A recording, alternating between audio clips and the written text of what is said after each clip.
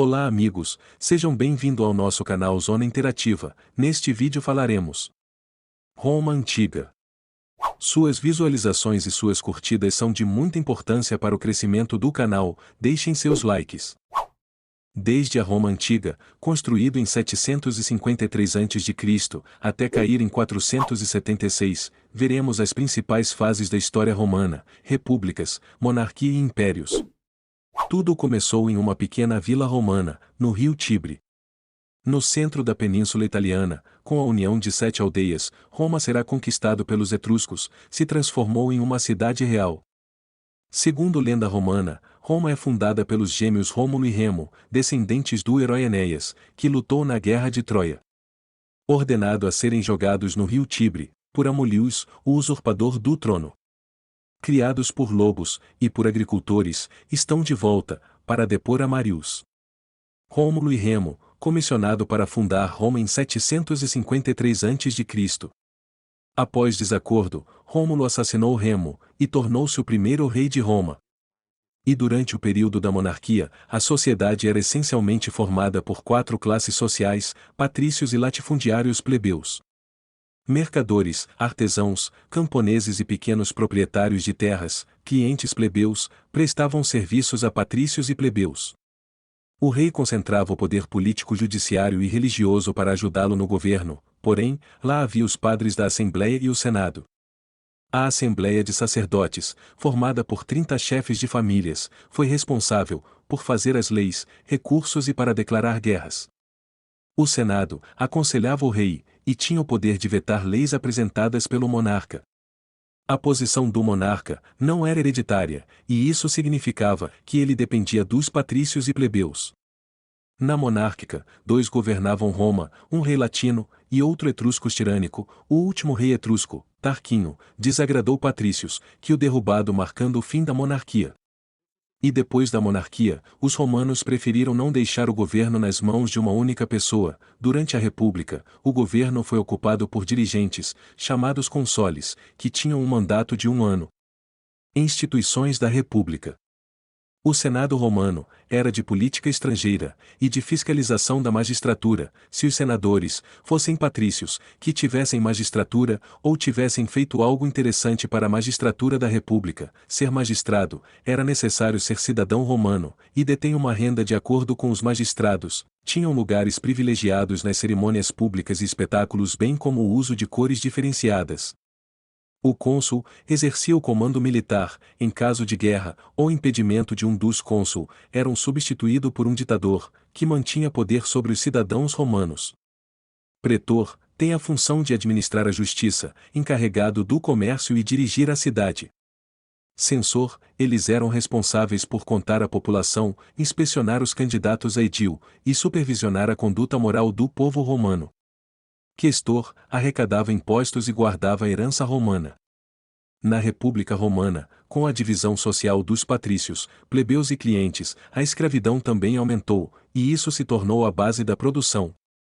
Para ter uma ideia de sua importância, o número de escravos era maior que o número de homens livres. Escravos eram obtidos essencialmente por guerras ou por dívida. Significava que homem livre, quando ele estava endividado, poderia ser escravizado para até que você pagasse sua dívida.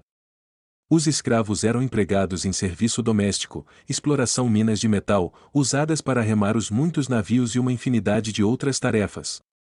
A República Romana foi caracterizada por uma luta entre os nobres e os plebeus. Os nobres lutaram para manter seus privilégios, enquanto os plebeus queriam participar do governo, e os plebeus organizaram 15 revoltas contra os nobres em quase 200 anos. A partir dessas rebeliões, conseguiram criar o Tribunal dos Comuns, que poderia controlar as leis das 12 tábuas de nobres e magistrados, quando foi determinado que as leis deveriam ser redigidas e fixadas para que pudessem consultá-las. A lei Lisina determinava que um cônsul deveria ser um plebeu. As leis de Canoli, que permitiam casamentos entre plebeus e nobres. Por essas medidas, nobres e plebeus eram praticamente iguais, e uma vez que as disputas entre nobres e plebeus terminaram, os romanos partiram para conquistar territórios vizinhos. O primeiro passo foi ocupar a maior parte da Península Ibérica e depois invadir a Grécia, de onde trouxeram o culto a vários deuses e também trouxeram filosofia. Partiram então para o outro lado do Mediterrâneo, lutando contra a cidade de Cartago, nas chamadas Guerras Púnicas, conflito que durou cerca de 120 anos. Em certas batalhas, os elefantes eram usados para combater os inimigos. Em 146 a.C., Cartago foi destruída, e assim, em pouco mais de 100 anos, toda a bacia mediterrânea já pertencia a Roma. E com a expansão territorial tornou-se mais difícil governar a república, pois a fragmentação da autoridade não ajudava na tomada de decisões rápidas. Assim os romanos buscam novas fórmulas, que permitissem a centralização do poder, mas sempre assistida e fiscalizada pelo Senado, para equilibrar as forças políticas.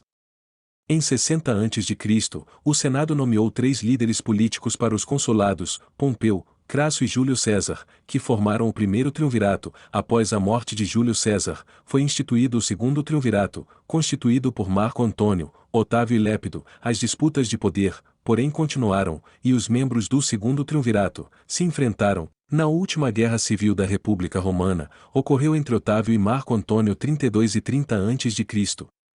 Derrotado, Marco Antônio refugiou-se em Alexandria com Cleópatra, e lá posteriormente cometeu suicídio e recebeu o título de Augusto do Senado, que o colocou como uma divindade. Assim começou o Império Romano.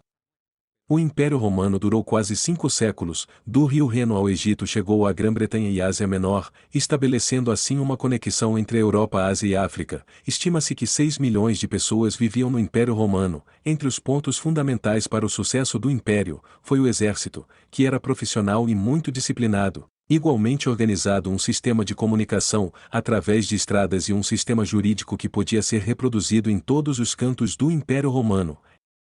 Todas as regiões ocupadas, eram construídos os mesmos edifícios da capital, como teatros, templos, aquedutos, banhos públicos, e tudo o que fosse necessário para o conforto dos cidadãos. Por conta do seu tamanho, era difícil administrar o império, cada vez era mais complicado controlar a arrecadação de impostos, e a ambição dos generais que desejavam governar de maneira independente. Também os povos germanos pressionavam as fronteiras, e começaram a conquistar regiões romanas. Assim, ao invés de ganhar territórios, os romanos tiveram que se defender. Essas guerras defensivas acarretaram no aumento de impostos e na diminuição de pessoas escravizadas, provocando uma crise econômica. O desgoverno era tão grande que o período de apenas meio século, Roma teve 26 imperadores, dos quais 24 foram assassinados. Para melhorar a administração, o imperador Teodósio decidiu separar o Império Romano. Após sua morte, o território foi dividido entre seus filhos, Honório e Acádia. Honório tomou o Império Romano do Ocidente, cuja capital foi transferido para cidades como Milão e Ravenna,